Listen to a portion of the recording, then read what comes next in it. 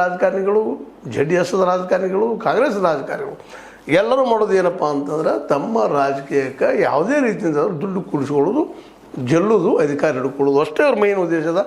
ಆ ಊರು ಈಗ ನಾಳೆ ಏನೋ ಈ ಬಿಡದಿ ಒಂದಿನ ಟೌನ್ಶಿಪ್ ಆದರೂ ಒಂದು ಸಂತೋಷ, ಆಗಲಿಗೂ ಸಂತೋಷ ಆಯ್ತಪ್ಪ ಅಂತಂದ್ರೆ ನಾವು ಮಾಡಿದ್ವಿ ಅನ್ನೋ ಜೊತೆಗೆ ಸಾಕಷ್ಟು ಪಾರ್ಟಿ ಫಂಡ್ ಆಗ್ತದೆ. ಇದೇ ಮಾತನ್ನು ದೇವೇಗೌಡರು ಹೇಳಿದಂಥ ಮಾತು. ದೇವೇಗೌಡರು ಆರೋಪ ಮಾಡ್ತಾಯಿದ್ದಾರೆ, ಒಂದು 2,000 ಕೋಟಿ ರೂಪಾಯಿ ತರಬೇಕಪ್ಪ ನೀನು, ಹಾಗೆ 2,000 ಕೋಟಿ 20,000 ಕೋಟಿ ಗೊತ್ತಿಲ್ಲ, ಅಷ್ಟು ಬರಬೇಕು ನಮ್ಮ ಪಾರ್ಟಿ ಫಂಡ್ ಅನ್ನೋಂಗೆ ಮಾತಾಡಿದ್ದಾರೆ ಅಂತ ಮಾತಾಡ್ತಾರೆ. ಅದಕ್ಕಾಗಿದ್ದ ಸಿದ್ದರಾಮಯ್ಯನ ತೆಗೆದು ಹಾಕಿ ಇವ್ರನ್ನ ಮಾಡಿದ್ದಾರೆ. ಯಾರು? ಸೋನಿಯಾ ಗಾಂಧಿ ಅವರು ಅಥವಾ ಹೈಕಮಾಂಡ್ ಮಾಡಿದ.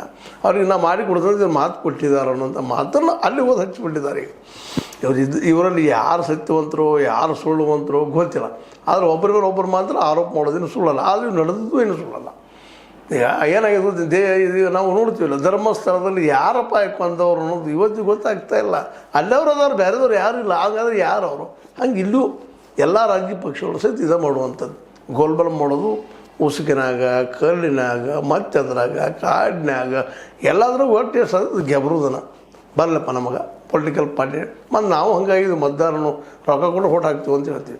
ಅಂದರೆ ಪಾಪ ಅವ್ರಿಗೆ ತಪ್ಪೇನಂತ ಹಾಗೆ ಗುಡ್ಡ ಹೊಡಿತೀವಪ್ಪ ನಾವು, ಮತ್ತೊಂದು ಹೊಡಿತೀವಿ, ಉಸುಕು ಹೊಡಿತೀವಿ, ಎಲ್ಲನೂ ಹೊಡೆದು ನಿಮಗೆ ತಿನ್ನಿಸ್ತೀವಿ ಅಂತ ಹೇಳ್ತಾರೆ. ಇವತ್ತು ನೋಡ್ತಾಯಿದ್ವಿ ನಾವು, ಇವತ್ತು ಇಡೀ ರಾಜ್ಯದ ತುಂಬ ಅಲ್ಲಲ್ಲೇ ಹೊಳೆ ದಂಡಿ ಮೇಲೆ ಇದ್ದಂಥ ಉಸುಕು ಹೋಗಿ ಅವೆಲ್ಲ ಹೊಳೆಗಳು ಗಟ್ರ ಆಗ್ತಾಯಿದ್ದಾವೆ, ಹಳ್ಳಗಳು ಮುಚ್ಚಿ ಹೋಗ್ತಾ ಇದ್ದಾವೆ. ಅನೇಕ ಕಡೆಗಳು ನೋಡ್ರಿ, ಹಳ್ಳಗಳು ಇದ್ದ ಜಾಗದಾಗ ಇಲ್ಲ, ಇವತ್ತು ಹೊಳೆಗಳು ಇದ್ದ ಜಾಗದಾಗ ಇಲ್ಲ, ಹೊಳೆಗಳೆಲ್ಲ ಗಟ್ರಾಗಿ ಹೋಗಿಬಿಟ್ಟಿದ್ದಾವೆ. ಪ್ರತಿಯೊಂದು ಹೊಳೆ ಪರಿಸ್ಥಿತಿ ಇದಾಗಿದೆ. ಎಂಥ ಬೃಹತ್ ಕೃಷ್ಣಾ ನದಿ, ಅದು ಮುಂದೆ ಆಂಧ್ರದಲ್ಲೂ ಏನೇನು ಆಗ್ತದೆ ನೋಡ್ತಾ ಇದ್ದೀವಿ ನಾವು. ಮಹಾನದಿ ಇರಲಿ ಯಾವುದೂ ಇರಲಿ, ಮತ್ತು ನಮ್ಮ ಘಟಪ್ರಭಾ ಆಗಿರಲಿ, ಮತ್ತೊಂದು ಹೊಳೆ ಇರಲಿ, ತುಂಗಭದ್ರಾ ಇರಲಿ, ಯಾವ್ದು ಹೊಳೆಗೆ ಹೋಗ್ತಾರೆ ಹೋಗ್ರಿ, ಆ ಊರಿನ ಹೊಲಸೆಲ್ಲ ಅದಕ್ಕೆ ಓದಿ ಬಿಡ್ತಿರ್ತಾರೆ. ಮತ್ತು ಇನ್ನೇನು ಮಾಡ್ಲಿಕ್ಕೆ ಸಾಧ್ಯದ ರೀ?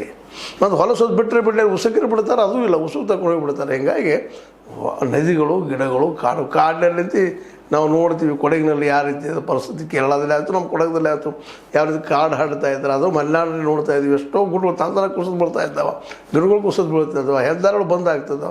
ಯಾಕೆ? ಡೆವಲಪ್ಮೆಂಟ್. ಈ ಡೆವಲಪ್ಮೆಂಟ್ ನೆಪದಲ್ಲಿ ನಾವು ಇಡೀ ಕಾಡನ್ನು ಹಾಳು ಮಾಡ್ತಾಯಿದ್ವಿ. ಇದು ರಿಯಲ್ ಎಸ್ಟೇಟ್ ಎಲ್ಲರೂ ಮಾಡ್ತಾಯಿದ್ದಾರೆ. ಹಾಗೆ ಬಿಡದಿ